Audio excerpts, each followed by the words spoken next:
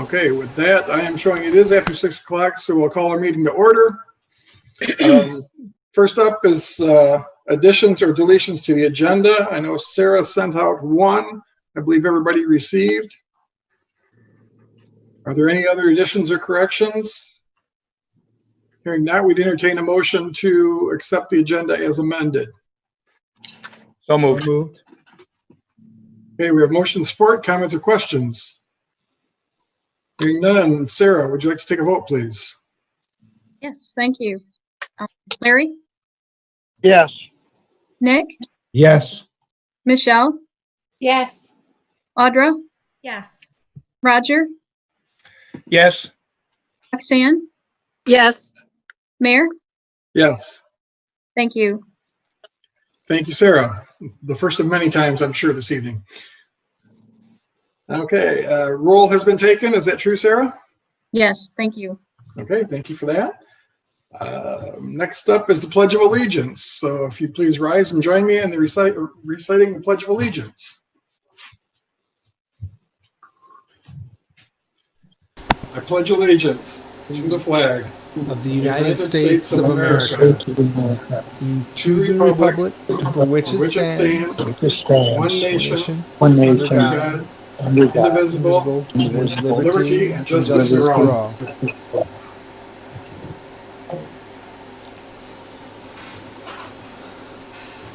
I don't know if we'll ever get that coordinated. Take a lot of practice sessions, I think. It's hard to say it so slow, too. It makes it difficult. Okay, next up, we'll entertain a motion for the approval of the July 14th, 2020 regular meeting minutes. Anyone? Move approval. Motion? Okay, Support, whatever Larry you and Audra? Any other comments or questions, corrections, additions, deletions to those minutes? Seeing no indication anyone has any, we'll move to a vote. So Sarah, once again, if you would please. Nick? Yes. Michelle? Yes. Audra? Yes. Roger? Yes. Roxanne? Yes. Mayor? Yes. And Larry? Yes. Thank you. Okay, that motion is passed as well. Thank you. Next, we'll move down to resolutions, and we have consideration of a resolution to approve the following budget amendment for the wastewater treatment plant for biosolids removed earlier in the calendar year than expected. And the movement is for $16,036 in budgeted expenses from the wastewater contractual services of the 2021 budget to wastewater control services in the 1920 budget. So we're basically moving it from one budget year to the next. We're bringing it forward into the next year. So Move your approval. pleasure.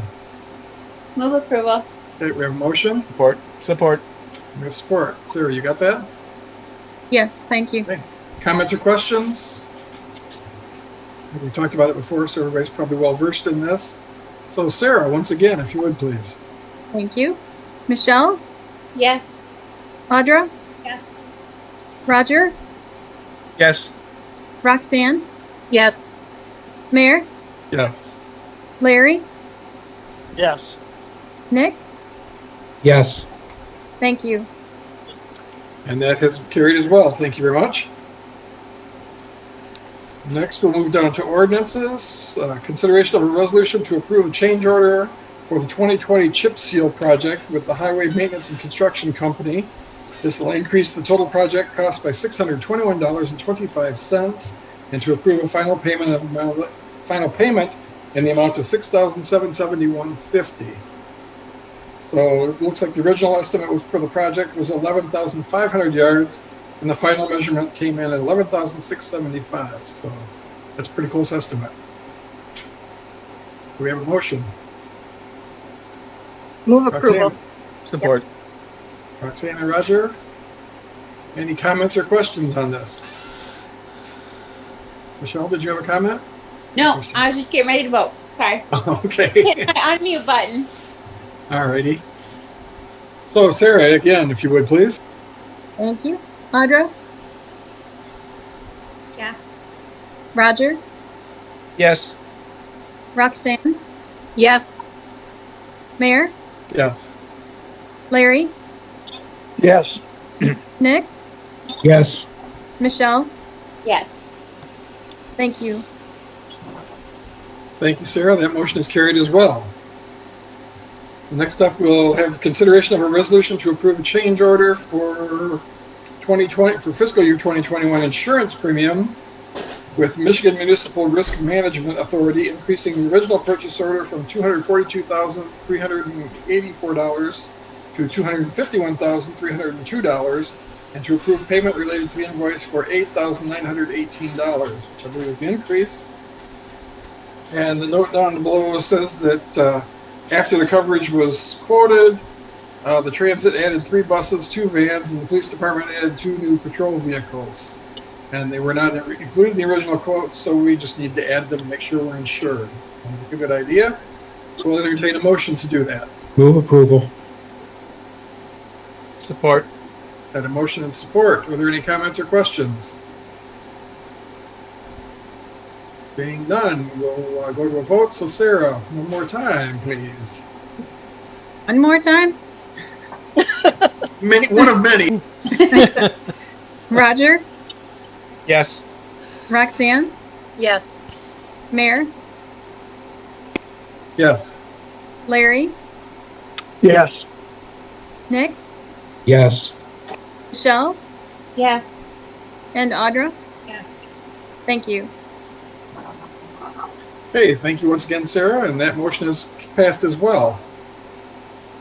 Number 3, we have consideration of a resolution to approve an agreement between the City of Alma and Barn Reclaimers LLC of Kent City for the removal and demolition of 2 barns located on the premises owned by the city and commonly described as 465 West Hoffman Road and 675 West Hoffman Road, and to authorize signatures as necessary to execute the agreement. So moved. Motion for this? Roger, do we have support? Support. Okay, Nick, we have a motion and support. Are there any comments or questions? Any Are they background from charging staff? anything? Pardon me, Larry? Is there a charge? No, Larry, there's not. No. There's the wood they reclaim will be their pavement. Right. Okay. I'm hoping that them taking these 2 barns, the state of Michigan gave us $50,000 to do the demo out there.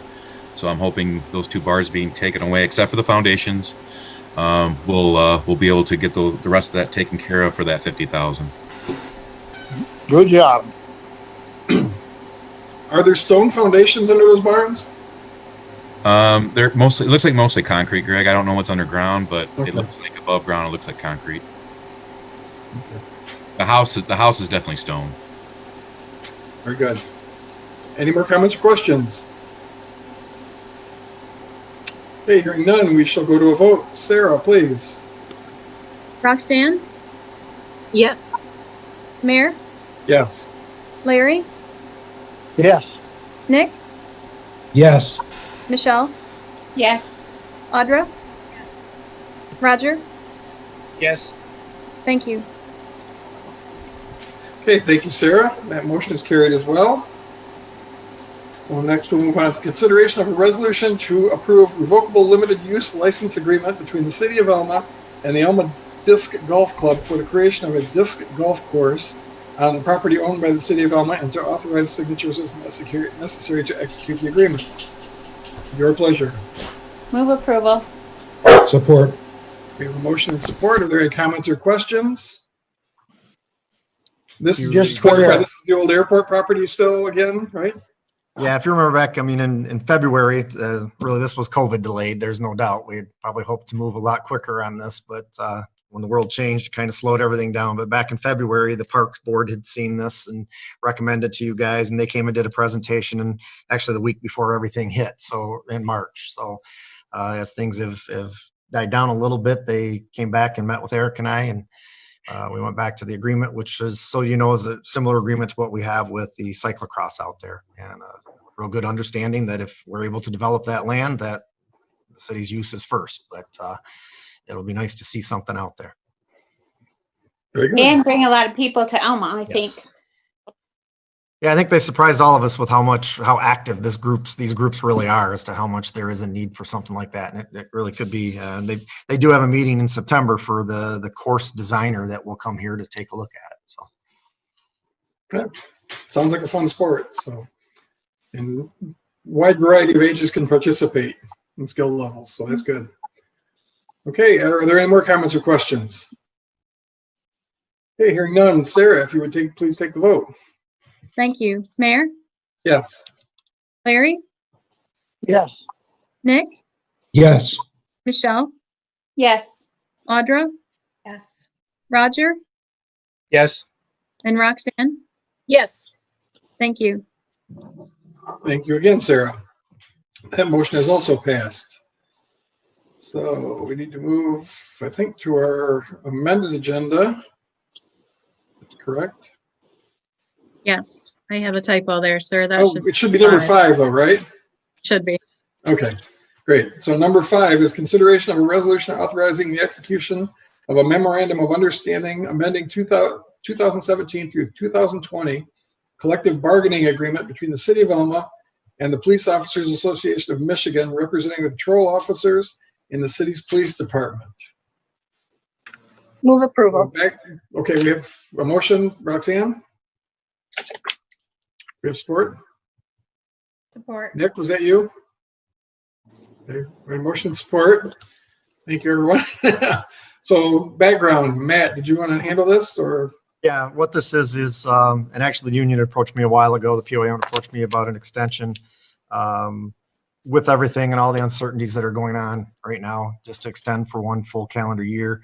The 3.318 is the same amount as what we're looking at merit-wise for everybody else in the city. So it keeps everybody on the exact same increase for 1 year with no COLAs or anything like that. So if this one's approved, then the Sergeants Association, the POLC, expires at the end of July, and I've already spoken with them. Theirs is pretty much just a mirror of an 11% increase over whatever the patrol is at. So it would be the same thing of the 3.318 at that point in time. Nothing else would change inside the contract other than that. Okay, thank you. Comments and questions? Larry, did you have something? Nope.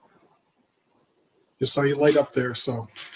Anyone else? Like I said, full disclosure, I plan on abstaining from this since my son is a police officer. So with that, Sarah, if you would please call the vote. Yes, thank you. Larry, Yes. Nick, Yes. Michelle, Yes. Audra, Yes. Roger, Yes. Roxanne, Yes. Mayor. Abstain, please. Thank you. Okay, thank you, Sarah. So that motion is carried as well. We'll move down to J. Then we have the city manager's report to be received. First up, Matt, did you want to? Sure. I'll touch on a couple things there. To start, there was just a couple of the questions that had come up during the last meeting with what's going on at IEC about their industrial facilities tax exemption. And Kathy had gotten with me that those have actually expired for them, for the parcels there, and actually that those are now paid through the state. So those have all been cleared and taken care of. And then the 803 West Center tax question about the property for Elma College, that it is a taxable property and there is no anticipation that they'll be submitting anything for an exemption, as they haven't with their other ones. So that should go right along. We made a couple changes to the parks reservation forms.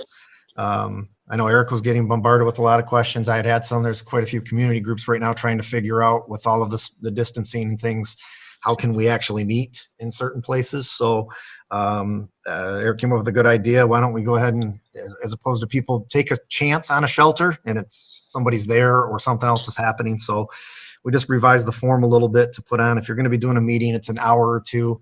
We're just asking for a small $5 thing, so it's on our books that we can show that people have actually reserved it and that it's there. And so if this is approved, we'd like to just get it out. It's already been approved by the Parks Board, so if we can get it out to people so they can use it. The other issue that we've had is because with the bathrooms still being closed, things like that, is that some people who have events going on there, it's like, can we bring in a porta potty? we don't want them setting it out in the middle where their trucks come through and rut everything out. So we'll approve it, but it's going to have to be on a spot where we approve ahead of time and at their expense. So we've changed those two things on that form, and hopefully we can help out portions of the community who are looking for places to meet outdoors. Which brings us to a subject that maybe we need to look at that too for one of our upcoming meetings to see where we're at. But that's always there's so much to plan then with the weather and everything too. The CARES Act money that I had sent out here, and interesting is that finally an agreement was reached back on the 22nd of July for the additional CARES Act money that's coming out of $150 million that the state has decided to replace basically our revenue sharing of what we would have been getting in August. That amount for us would have been estimated to be about $153,533, which is actually a 21% decrease from 2019. But through the CARES Act money and through this piece of legislation, that we're actually going to get through the CARES Act 150% of what we would have been getting in August had it just come through normal revenue sharing. So we're going to anticipate that to now increase to $230,299. So it's nice to see some movement on some of these items, at least that are starting to get money going in our direction. With this changing, I'll be surprised to see if they still get it out in August. It might be a little bit of a delay, but at least we know there's something in the pipeline, and this is something you can actually hang your hat that we know is coming. I didn't include back in here, Greg had sent out to everybody the letter. I had also done a letter similar to his about the tax deferral coming up this summer, and so we'll keep an eye on that one too. Matt, if I could interrupt you for a second about that tax deferral. I did happen to have receive a call from Senator Altman last night, and he said that there was no action taken on that, and he was expecting it to be dead in the water and no further movement on that particular issue. So that was good news, and I appreciate the call from Mr. Altman. Good. That's good to hear. The disc golf was talked about, the Elma Aspires virtual tour back when we were really kicking in the early spring. There was a talk about getting a group of folks here from Elma who would be interested. We were going to take a bus tour and go down to the Holland Zeeland area and have some meeting with those folks and learn some things about what they've done to make some of the changes in their community. Obviously that's changed now. So what we are looking to do is have a webinar event on September 9th, where if you've been actively participating in any of the people, place, and prosperity groups, we're going to try and split people up, about 25 in a group, where we can all get together still and be able to talk, get some folks from Holland and Zeeland on there and have a little virtual meeting to still try and keep things going. It's just kind of a way to see if we can't kick this back out, and I'll get some more information out to you here in the next week as we start to finalize some of those things. Eric mentioned what's going on out there with the demolition, everything from there. Eric, you want to grab, I've got something here on the Sheldon Pavilion. If you want to jump in on that, I think this is a great thing that we're seeing, the donation for that to put the pavilion out there. Yep. Over at Charles Avenue, the parking lot and restroom, it's over there. Sandy Sheldon and Commercial Bank would like to put in a picnic pavilion, very similar to the picture that I provided in the packet there, in his honor. And with that, 5 benches and 2 picnic tables would be provided as part of the shelter. Schaefer Construction is going to be doing the work. The project in total, they've estimated right now about $22,000. We've received $19,000 of that right now. So we're just going through the process with the park committee and now you here. The shelter will match it up with the colors that the bathroom will have, with a green ceiling, and steel along the outside would be a white color. And then they're planning on putting in a steel ceiling that would keep the birds and such out of the rafters of the pavilion. A well-built one. It's not it's up to building code. It's not something that's just a couple poles in the ground and a roof on top of it. It's be a well-built pavilion that will be, I think, a long-term asset for our park system and for the rail trail for a very long time. So. Thanks, Eric. Thank you. That's what I have, Greg. All right. Thank you very much. Who has the first question for either Matt or Eric? Mr. Matt? Nope. No. Okay, well, I guess I've got one, Eric, on that pavilion, which is absolutely wonderful news, a very generous donation on behalf of Sandy and Commercial Bank, I believe, and so very kind of both of them to do that for us. Can you tell me, are there provisions for electrical going into this At the pavilion, moment, so that we'll have some outlets? at the moment, there is not, Greg. We don't have any, we're not planning on running any electrical at this point, no. Okay. No. Is there anything like that, any consideration that should be done at this time prior to construction? Or is it just as easily done afterwards if we see the need later? With what they're doing right there, Greg, it wouldn't be any easier now or later to do it because we're not tying into anything. We're not, we're about, we can see from that photo, we're about halfway in between the the north and south portion of that parking lot. And we're not running any underground or anything like that to the restroom where the electrical is at. So if we wanted to add it later, obviously they could do that, but we haven't budgeted for doing that. But it's not something we couldn't do in the future. Okay, well, sometimes it's easier to put, some light boxes in the ceiling or something before you close it up and save some expenses there if we wanted to go a little extra on our own and do some of those things. If there's any Okay. extra touches we might want to do, it might be worth considering, if you can do it cheaper now than you can later. Well, I will reach out to Sandy and to Josh Schaefer and talk to them about that, Greg. Okay. Yeah. And not necessarily that we're asking for more money from the donors, anything like that. And then the other question I had was about sidewalks. It happened on the way home and I saw them dumping sand, and I assume that's for the base, for the concrete pad that's going to be going in. So I know where the location is. Is it going to connect with sidewalk to concrete to the parking lot so that? Yes. Okay. Yes. So that's in the plans then. There will be a handicap accessible concrete pad or sidewalk between the parking lot and to the pavilion. Perfect. Sounds like a wonderful opportunity for the city and very generous donation on behalf of in honor of Scott. So yeah. Great news. Is there any way water could be added?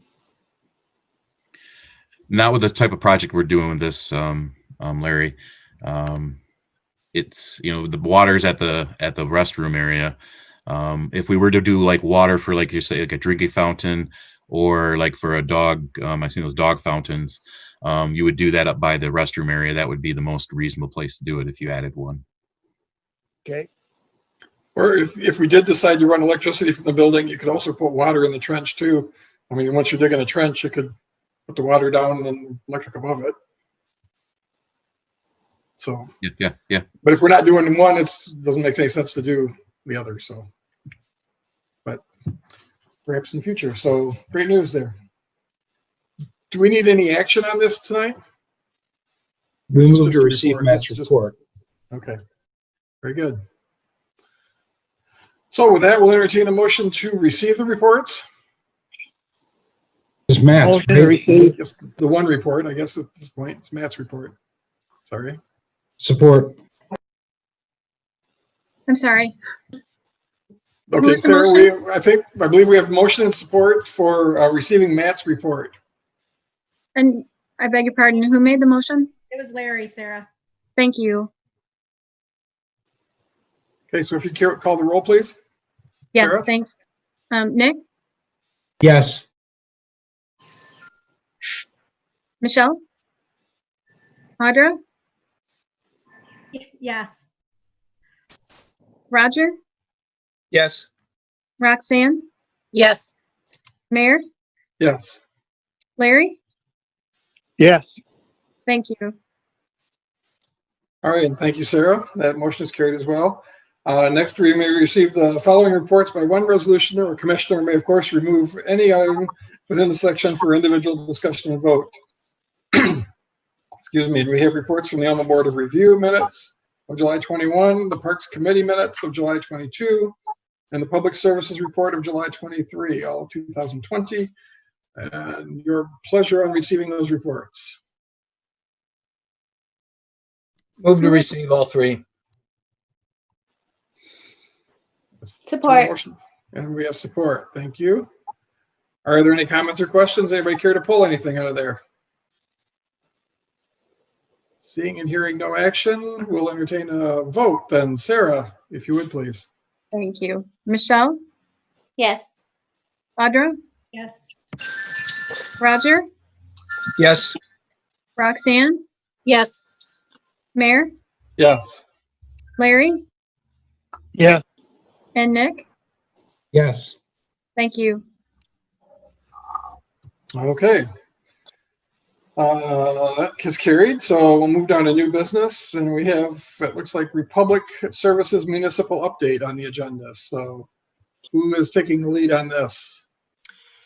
I will, as you can see on your screen, Matt Violette from Republic is here. He's our rep and been working with him. And so we had a little bit of discussion last week.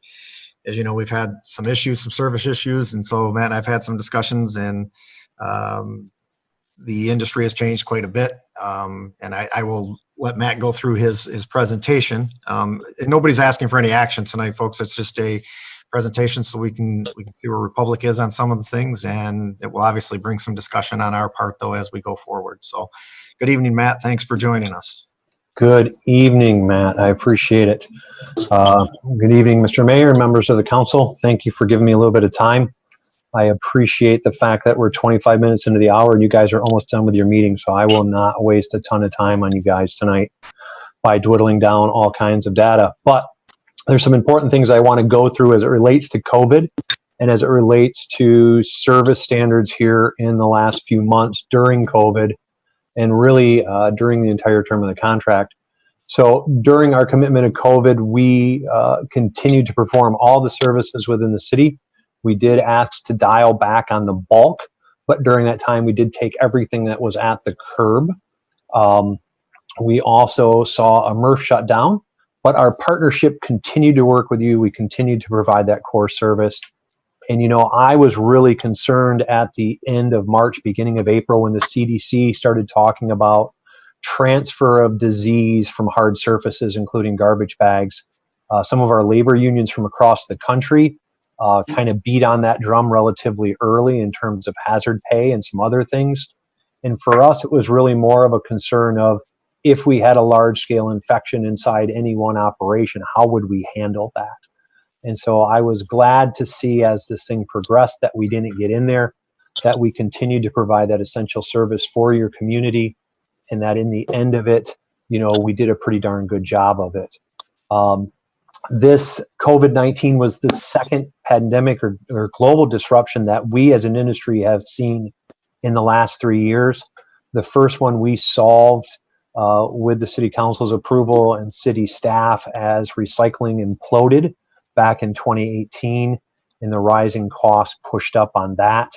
We were able to get through that. The Midwest rebounded well, but this COVID pandemic we're going to talk about is going to have some long-term outcomes, and it's really changing the landscape. And I just want to kind of go through those things for you really quick.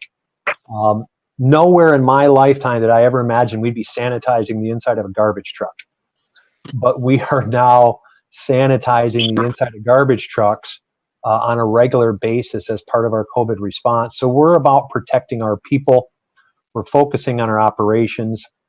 And last but not least, we're supporting our customers and we're supporting the communities that our customers are in.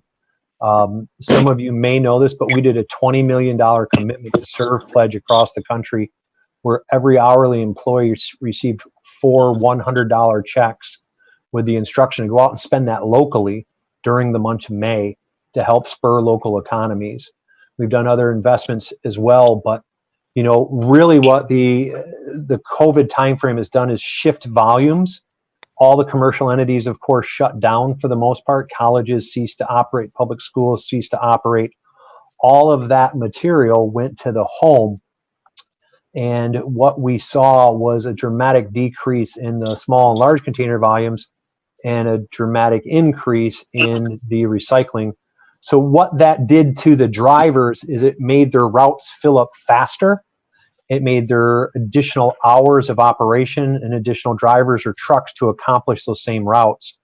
When you do that second thing, what happens is you're putting somebody in a community that doesn't necessarily know it very well.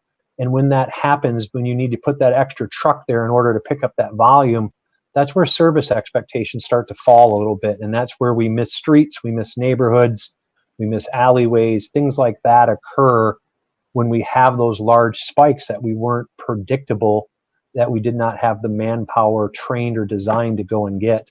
The nice part was with the additional work that we were able not to lay off any of our employees. All of our drivers continue to operate at full schedule during their time frame and at full wage, even though they were only working up to 30 hours. So we made sure we took care of our people. But all of that led to this additional tonnage that we're going to kind of talk about here. And so I'm going to skip over these charts. They're in your thing. This just talks about the trends and how this is going to go on for probably another 18 months, this increased normal at the curb and this decreased normal at commercial. You're not going to see people reviewing restaurants as quickly as they were. You're not going to see commercial business travel rebound, which puts people out there. Schools still at a uniqueness. So these impacts for your community, we already talked about that potential risk that the hand-picked collection originally presented with transfer of disease. The historical data that we bid your contracts on were completely disrupted in this pandemic. And what it did is it changed the entire program. And accompanied with that, you also had that stoppage in the MRF. So these weights that we're going to talk about are total tons, recycling, and trash in a 6-month period, 2018, 2019, and 2020 compared. That Matt and I went through in great detail. And really, when we talk about how we come through your contracts, we look at a lot of different factors. There's actually a 45-page spreadsheet and coming up with that calculation on what number we're going to put to you guys. So I want to get kind of in the meat of this, and I don't want to go through all this data, but I want to point to that blue area as the most important. So this is your period data, Q1 and Q2, 2018, 2019, and 2020.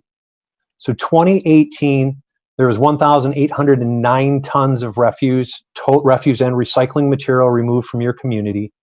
In 2019, that number went up, 31 tons. But when you look at that number in 2020, that number went up a lot. It went up to 123 tons of additional material that we pulled. That 123 ton variance equates out to be about $18,000 in new cost that was not calculated in your contract. Now, again, as Matt said, I'm not coming to you tonight asking you for money. I'm just presenting the facts to you. So please don't think that I'm asking you for dollars today or asking you for decisions. What I really want you to do is just really help you understand the data and help you understand what this new normal is in your community. The interesting part of this new normal is that 123 tons, if this was a flood or a tornado, we would have a very different conversation about how to recoup those additional costs. But because this was really deemed as part of the service, we're looking at that in a different way. And so I want to be able to reframe that with you a little bit as we talk through this. And so what I did is some pretty simple comparisons just to help drive home what that 123 tons looks like. That 123 tons is 246,000 pounds. If you looked at the 2019 date that we showed in that blue box before, that was 1,840 tons. So the third line down, that equals about 39.66 pounds per home is what the set out weight is in your community.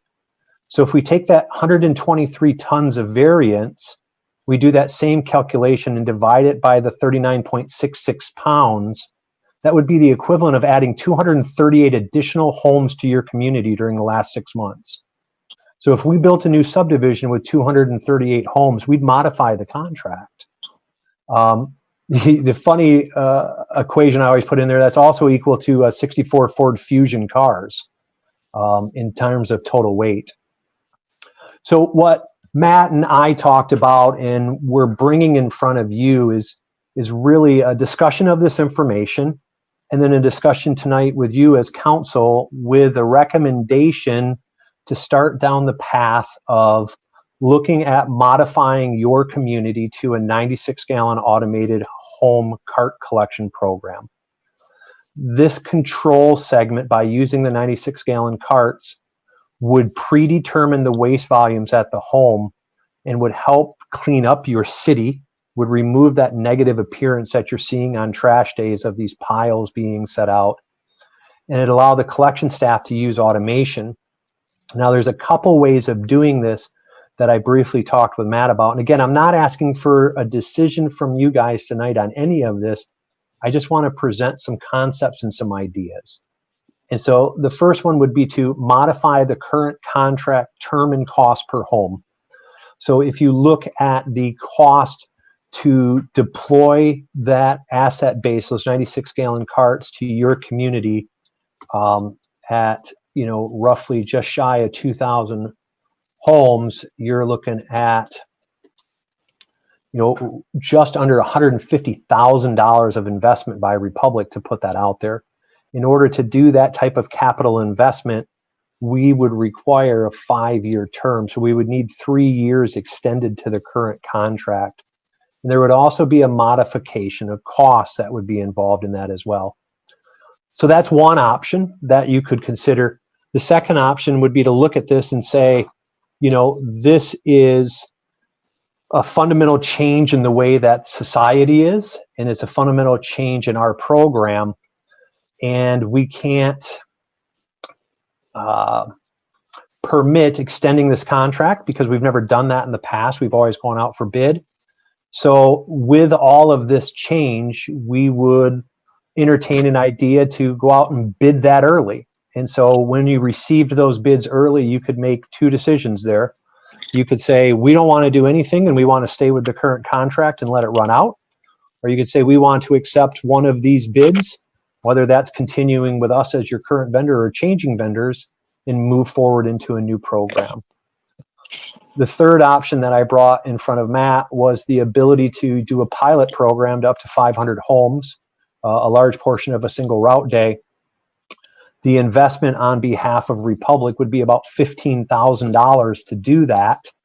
And we're willing to do that to prove the point if the council would entertain the number one choice, the agreement to extend the contract. If you don't like that idea, doing the pilot program is really putting a lot of money out there on behalf of Republic Services in terms of investment, with very little chance to recoup that anywhere in the future. So I wanted to present these ideas to you tonight, and the ask really is for guidance for Mr. Schooley and city staff to discuss your desires with Republic Service on how you'd like to review this information, if at all, how you feel about the change in the new normal, and what it is that you'd like to see in terms of additional information coming back to you and how you'd like to see that proposal presented. I'm available to answer any questions, and I hope I didn't take too long there. I tried to get through it relatively fast for you, Mr. Mayor and Council. Hey, thank you, Matt. Appreciate the presentation, which I believe is a little bit different than the one that we received in our packet. I'm hoping that you'd be willing to share the one that does have more data in it, the one that you just presented, and the one Absolutely. I think we received. If you could share that with us, that might be helpful too, to give us a chance to digest some of those numbers that you talked about. Yep, I'll send that to Matt at the end of this meeting, and he can forward it out before he leaves tonight or tomorrow morning. Okay, that's plenty fast. So who has the first question for Matt? Is it Matt Biolette? Yep, Biolette. Thank you very much. Okay, for Mr. Biolette. Greg, this is Tony. Yes, sir. Matt, I had a couple just quick. I was wondering, did Republic, did you guys get any of the payroll protection money? We did not. As a large corporation, we were not eligible for that. And the next question, I guess, and this is maybe my ignorance on this, but you had mentioned earlier that there was more refuse that had to be collected from homes because the restaurants and the schools were shut down. Mm-hmm. wouldn't there be like a reduction in cost then for you folks as far as less service to the restaurants and the commercial establishments that might offset some of the extra work you had to do in the residences?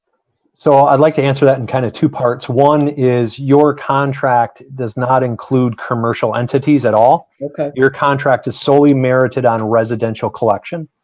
So the value stream within your contract and the economics of your contract are solely based on the residential. Okay. So there wouldn't be any cost savings as it related to your contract. As it relates to the commercial as a whole, even though large segments of business shut down during this, other segments of business were considered essential, which included a lot of restaurants still continued to operate as takeout. You still had a lot of hospital and other nursing homes and those kind of facilities. So those routes still had to run. They just didn't have as much revenue per route day to continue to pick up. So if you had a 300 square mile route that a driver ran for a commercial run, that route with all those businesses shut down might have decreased to 180 or 200 square mile route, but he still had to accompany all of that territory to pick up those entities that were still active.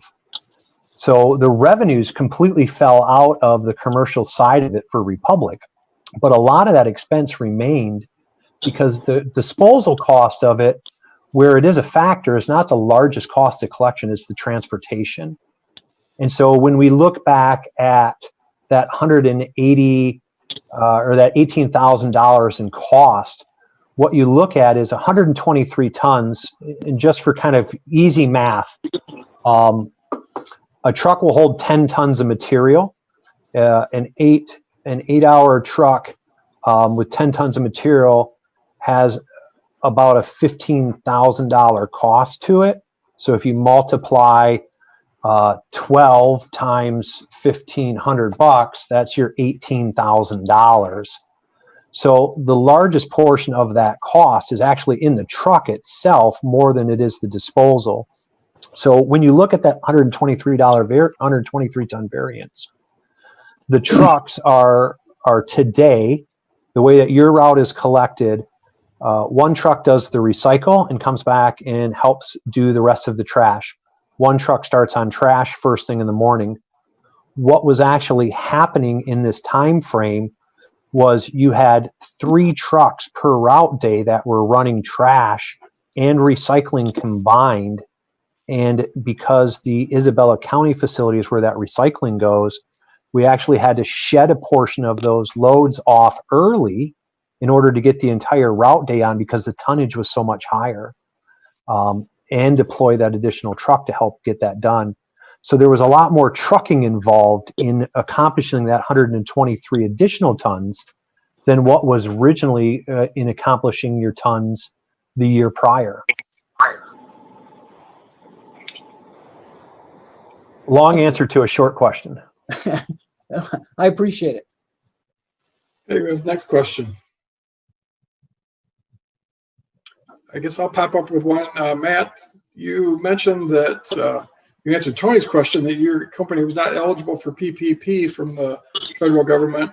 Were you eligible and did you receive any assistance from the federal government under any of the other programs that $4 trillion the government pumped out? To my knowledge, we were not eligible for any of those programs as a publicly traded entity at our size because we continue to operate the entire time. We did not, as an essential service, we did not cease our operations. All of our call center people, all of our accounting people, all of our sales people, all of those people had to continue operating. So we did not have layoffs during this period and therefore were not eligible. Okay, thank you. Greg, I have a question, please, of Matt. Yes, Roger. Matt, in the 96-gallon automated totes coming to all of the homes. Currently, we are allowed, I believe, 5 garbage cans, or is it the equivalent of 5 garbage bags? I don't remember which it is. Is it 5 cans or 5 bags? Currently, your program allows unlimited garbage if it's bagged or presented in a can. Okay. Yeah, so the 96 gallon is roughly 2 of the 45 gallon garbage cans, right? That's correct.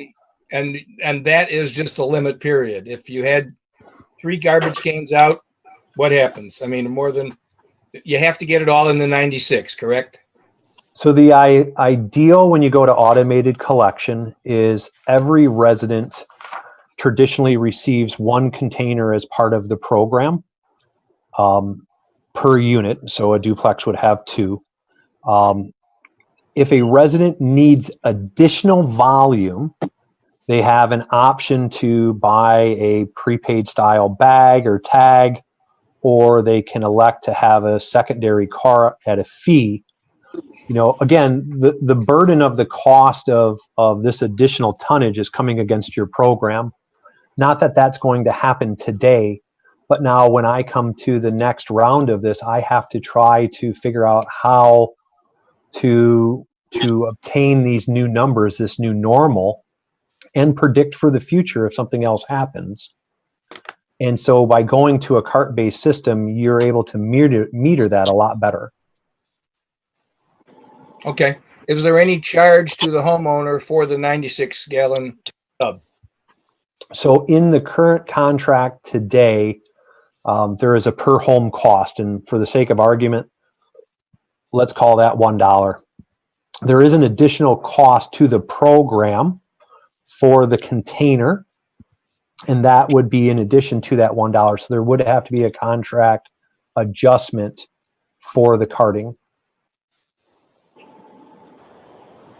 Okay, to the homeowner. I would assume that you Indirectly, I would believe pass is that through your utility billing as the homeowner cost. What does a homeowner pay monthly? Do you know? Anybody? Sarah, can you answer that? We're 1130, something like that right now. So about 1150. And what would we go to the automated system? What would it cost per homeowner? The automated cost per homeowner would look something probably $3 or less. Again, I haven't ran the actual calculations on that because I was looking to see guidance from you guys. Roughly, you're talking about an 8.5% increase over 2 years in terms of volume of trash. Correct. A 25% increase in terms of cost per homeowner. Mm-hmm. Okay. And Matt, you talk about this being the new normal.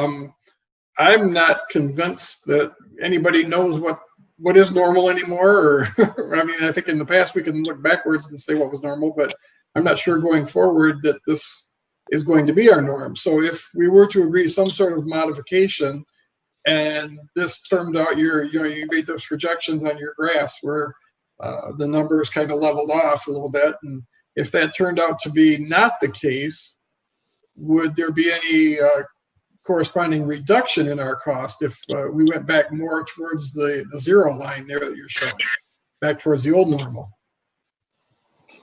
Definitely, we can work that into a proposal.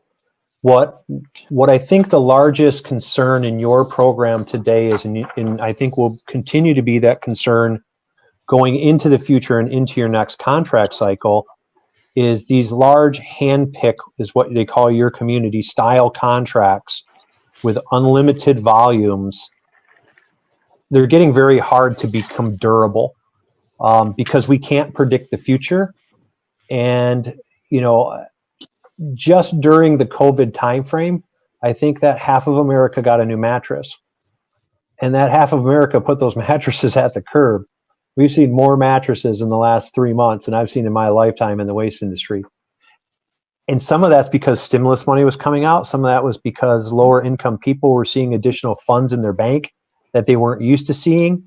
And some of it was because more people were spending more time at home and they hated their mattress.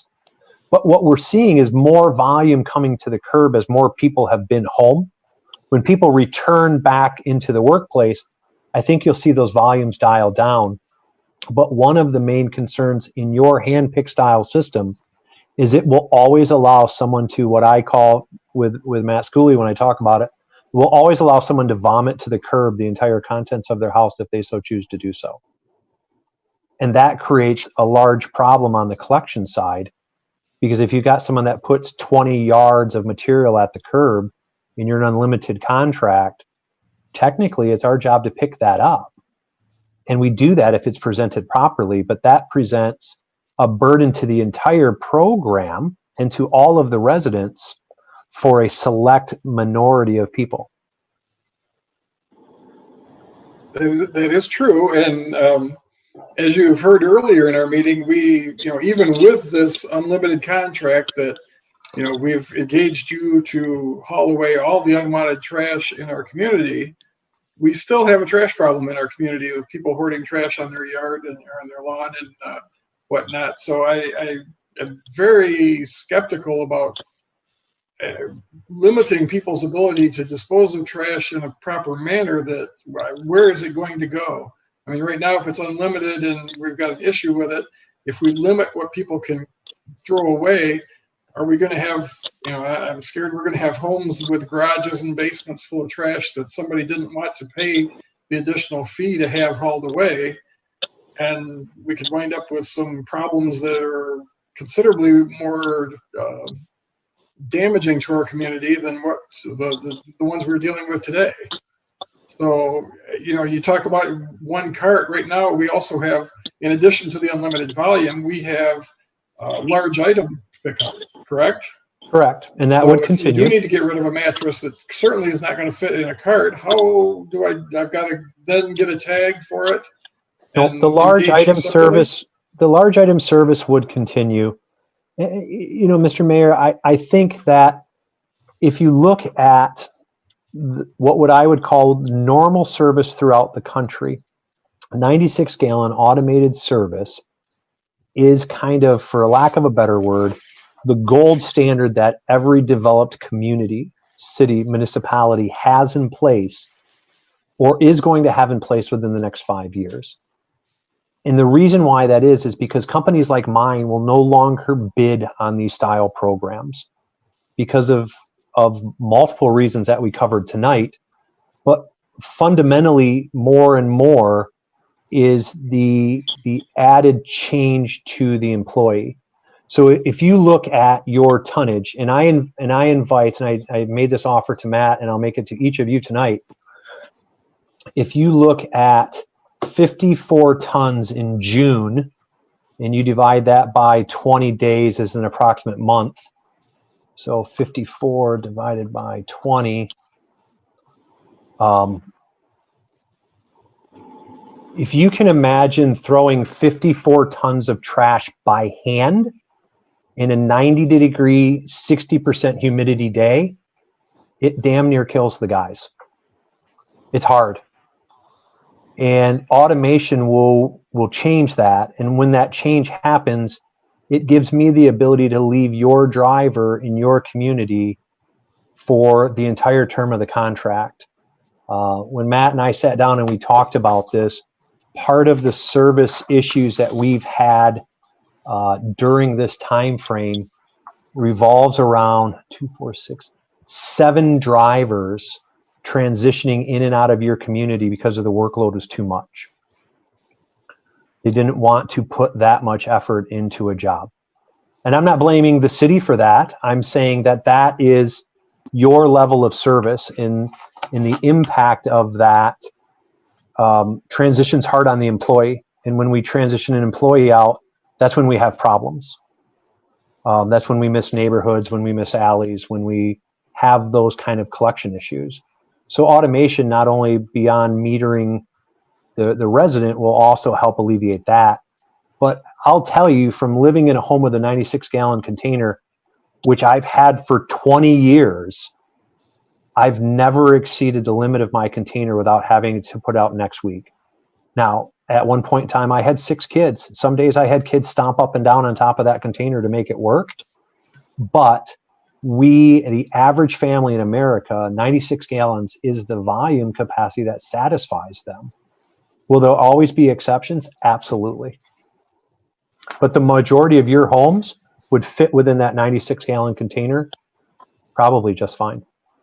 Hey, Matt, this is Tony. I admire your ability to put all that trash in a 96-gallon container with 6 kids because I couldn't do it with 4. And we had that issue multiple times. And there used to be, I believe, a limit here. And it was difficult for us. And I know it's difficult for a lot of families. And that would be a concern. And some of the families that it's difficult for don't have a lot of extra money. And I think that's one of the reasons why we went to unlimited, to alleviate that concern. I think that would be an issue here. And Tony, I get what you're saying, and I can see, honestly, I can see both sides of that argument. You know, it is a challenge sometimes to get it in there, but you know, by the same token, if you don't limit it and you don't ask those that are using or creating excess, you know, more than the average, I guess maybe is a better way to put it, more than the average amount of garbage every week or trash every week, if those people aren't being paid more, that means everybody else is subsidizing them. So where's the fairness to those that are subsidizing people that are creating so much more? If you've got more, you're creating more, you should be paying more. That's, you know, kind of like the model that we ascribe to in most of our business dealings in the United States. And it makes a lot of sense. Now, the downside to that is, and I see your point exactly, and that's one of my fears that I mentioned before, what do people do with it if they can't afford to buy the extra tag or buy the extra barrel to throw it in and pay the extra fee? Then are they going to wind up throwing it on their neighbor's yards or leaving it in their yard? And it's going to wind up blowing on mine and yours and everybody else's. You know, it creates a whole nother matter. So there's no simple answer here. I don't see a real simple way to get out of this, or to, you know, trash has been a problem for all my life. You know, I remember back in middle school talking about the pollution problems, and we still haven't solved it. So, you know, the downside is we create a lot of trash in this country because we consume a lot of stuff. And I don't accept myself or my family from that formula. We're part of the problem as well. Greg? Yes, Audra. I mean, it sounds like we still have time left on our current contract with unlimited garbage pickup. So maybe what we need to consider is not getting out of that contract, keeping it, and doing some education during that time frame on reducing waste. Because if we're not going to have unlimited forever, which it sounds like we're not, then, you know, maybe we need to start preparing people instead of just making a decision that changes everything overnight. You know, we make some preparations and education, and I mean, people need to reduce their waste. It's ridiculous that, you know, we're, like you said, we're using this much garbage as it is. I mean, it's not good for the environment, and, you know, we know how that goes, but I don't know. It sounds like we have a lot of choices and things to think about. So I will tell you guys that I have done some due diligence to do some background. There is no doubt that I think that the manual pick is going to be a thing of the past for a community our size. I don't think there's, as I've talked to different communities and different folks, so I think the options that we have, the few options that Matt has looked at here, that is really in our best interest to take a good hard look at each one of those and see what they could do for us. And Audrey, you bring up a good point about there is going to be a time of some education. I think that we have went through a period of time where we've got some pretty upset people in our community, that we've taken these phone calls, that we've had these service issues. If there's a time to talk to the community about some of this, it might be right now, because it's a pretty peaked interest right now. how long is that contract? How long's left on that contract, Matt? That contract expires April of 22. Yeah. So almost 2 years. Almost 2 years. It's a long time. It's a long time, and for Republic, it's a concern that if this trend doesn't decrease back to what the old normal was or close to the old normal, how long can we burden that extra expense without coming to you and asking for some sort of relief? And Matt, you mentioned that the cost of the 96-gallon container ran about $3 a month, I believe. Is there any type of savings as far as the collection of it? You know, once you get the container purchased, is there any savings in the actual picking up of the container? You know, is it more efficient to do it that way? Certainly, I would think your workman's comp claims would go down, if nothing else. Right. All of that's in that calculation. Again, I don't have a hard number for you today, Mr. Mayor, on what that would be. We could definitely put a proposal We lost you, I think, the or the audio. Matt, we lost your audio.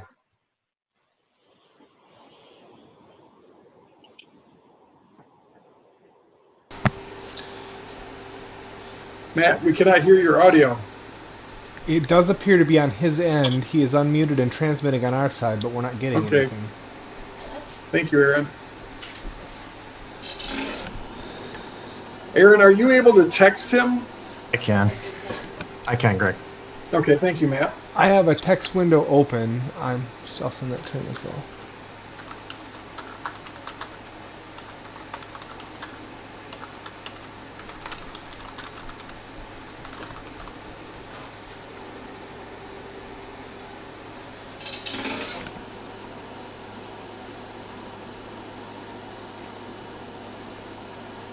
Well, with that, I guess, are there other questions that anybody has? Matt, can you hear me? Now I got you. Lost your audio. Let me see if I can fix that. We got you back. Okay, we got you now. Bear with me for one moment. I think you lost us. We can now hear you, Matt, or at least I can. Can everybody hear him? I hear him. Yeah. Okay. So it looks like we can hear you once again. Aha, here we go. So who has the next question or comment? Okay, Roger? can you hear me now? Yes. Yeah, we can hear you now. Hear me now? I had a question on the other side of the too much trash coin. What about the person, the little old lady, all right, who puts out one kitchen bag worth of trash every week, and now you're going to give her a 96-gallon can and charge her more, for that? Might there be a smaller option for somebody like that rather than hitting the retiree up for something that they're never going to use? Absolutely. Can you hear me again now? I apologize. Yes. Okay. So in that scenario, what we see a lot of times is what's called a hybrid approach, where we do a automated cart program for the vast majority of people. And then we also offer a bag program for that senior collective. I've done conversions of that sort multiple times, and it works really well.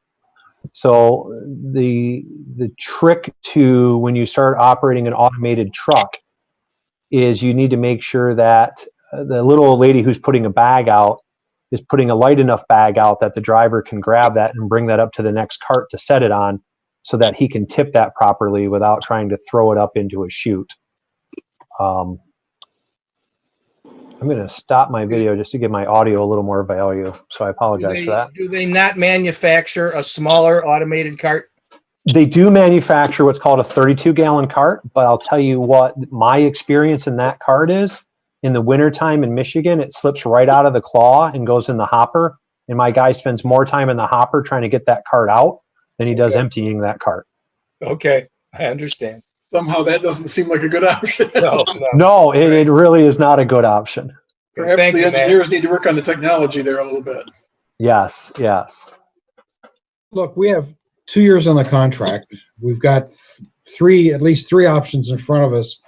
I think maybe even a task force so we have a beginning and end to look into this, to hear what citizens have to say, and maybe come back with something that's a little more informed. We're getting initial information, which is really useful.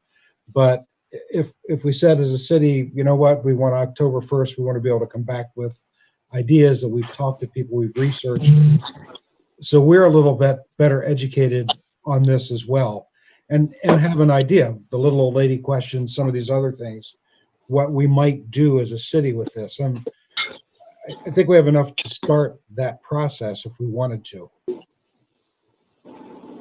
Great idea, Nick. Well said. And I think that was kind of the idea of tonight, was to begin the conversation, because quite frankly, most of us haven't given much thought to the trash, as we never do, because when we set it out by the curb, it goes away and it's no longer our problem.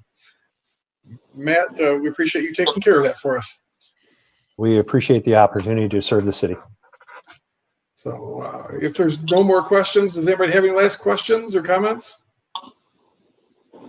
Then we certainly thank you for the presentation, Matt. Look forward to seeing the details of the numbers that you added to the presentation that we didn't get. And we will continue our conversation and get back with you. I'm sure you'll be in contact with our Matt, and we'll keep in touch. Thank you very much again for your time tonight, Mr. Mayor and members of council, city staff. Thank you. So with that, let's see, I need to get back to my agenda. Okay.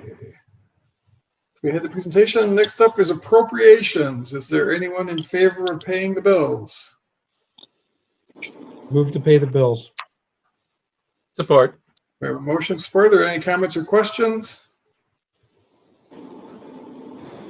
I don't hear many. I did have one.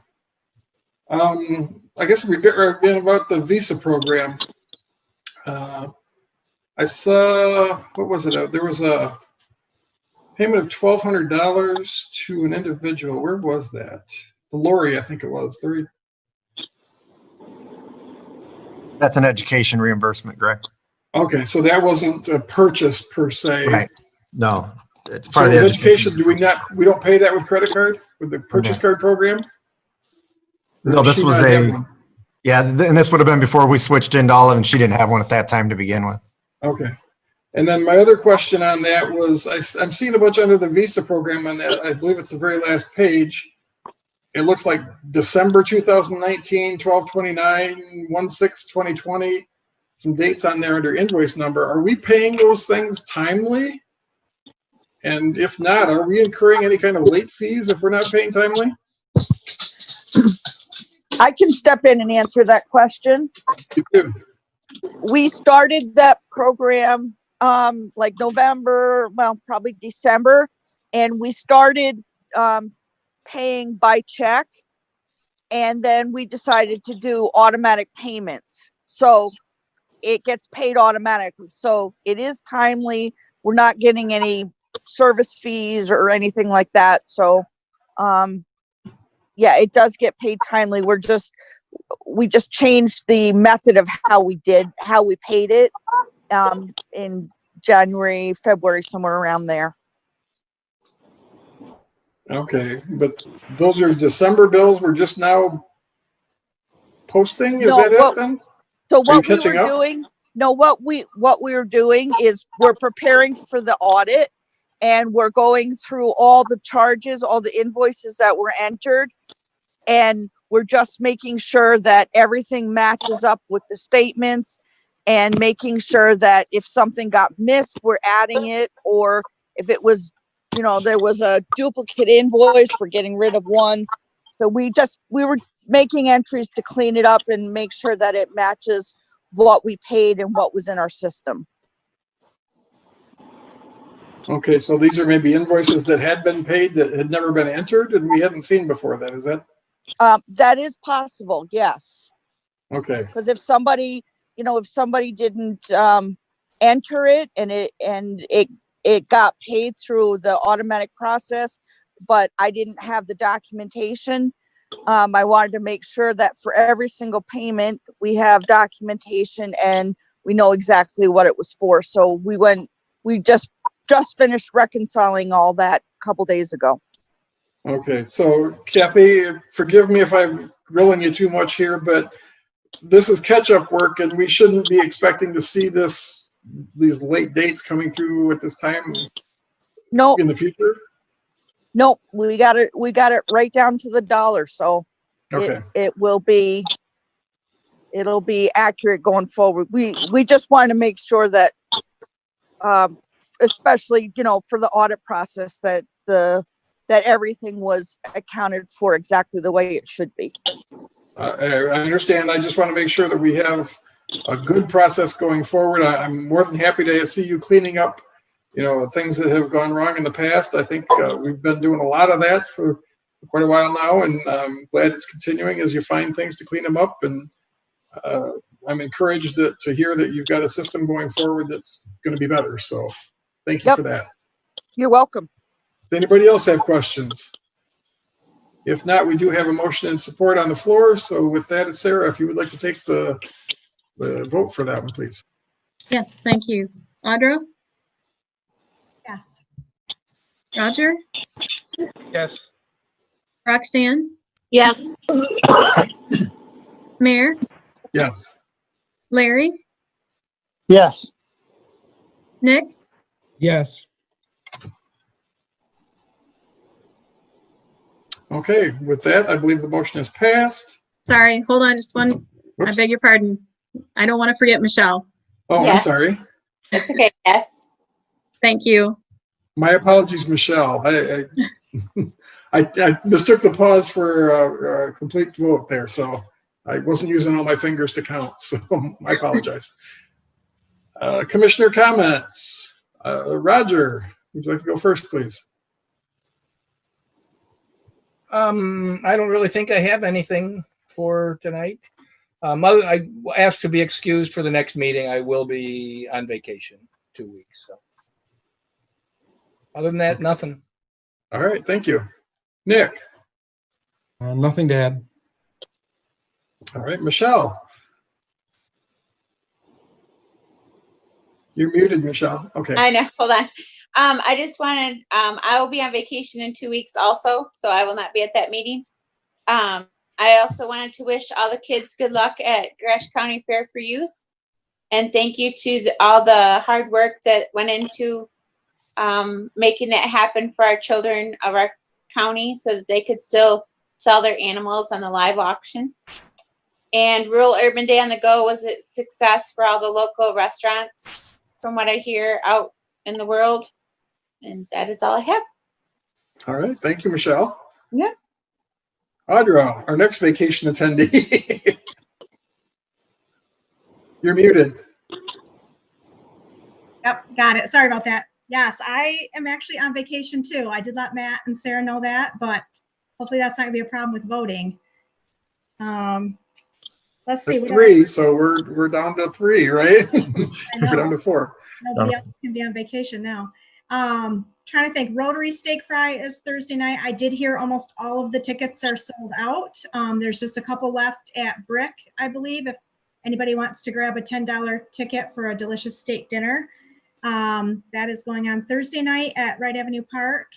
If you've been down State Street, you'll see that our child advocacy building is being put up rather quickly.